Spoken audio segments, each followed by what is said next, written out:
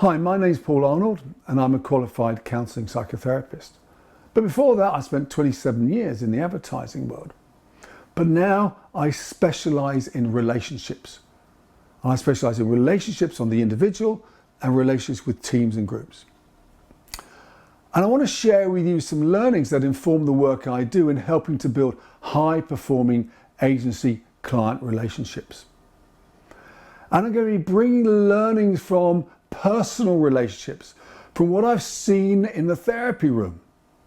And I'm going to demonstrate how those learnings apply in agency-client relationships. I want to now talk about equality in relationships. And I don't think I know anyone who doesn't proclaim about the need for equality across so many different aspects of the world.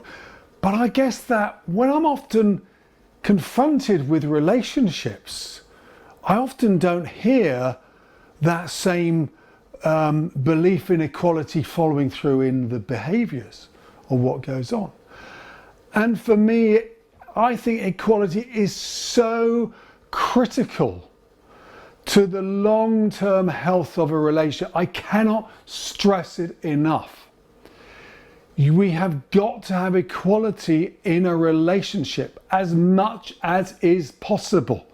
And maybe it's a bit like a graphic equalizer, that's a little bit up there, that's a little bit down there. But we must all be striving to respect the other person or the other team to a level that we are giving them a degree of power and agency in that relationship. Because what we're really talking about, we're talking about power and power over. And basically when someone does power over someone else or, powers over it in a team, it basically closes down the other side.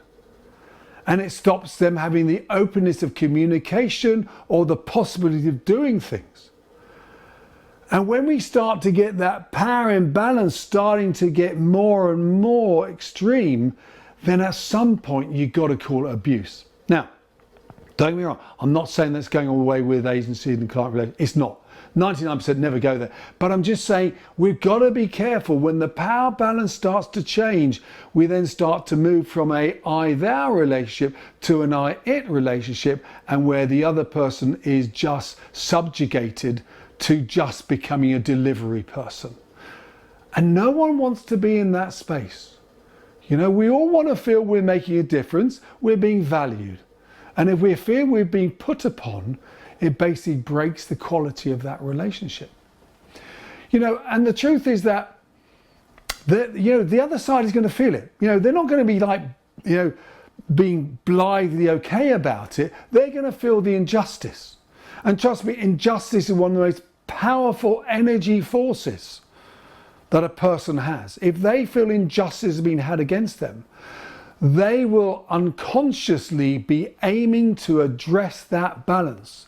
And it may go underground for a long period of time, but trust me, at some point, they'll be looking for some degree of retribution.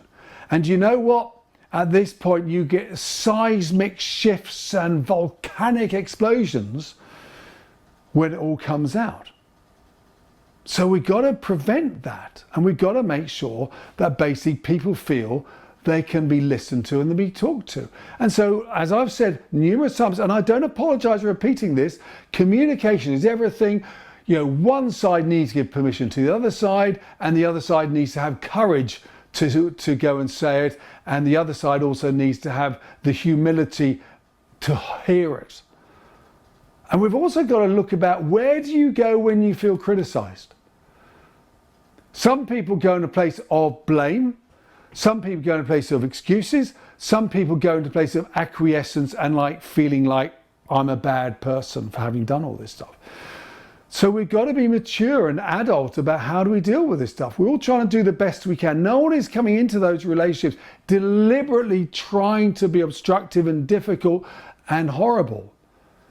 But maybe we just need to learn and have the courage to say, my culpa, I didn't do that right well. And I would say time and time again, the courage to admit you got it wrong is the most powerful thing you can do. in a relationship because it demonstrates commitment to repair. And I'll come on to that a bit later on. And it's the mindset that both people come into a relationship, be an agency client one or be a personal one, about how we see the other side.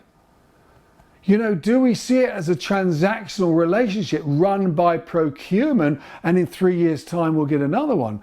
Do we see, you know, the way we're using the client as just someone to be paying the bills and we'll just give them mediocre work because actually we're doing the good work elsewhere?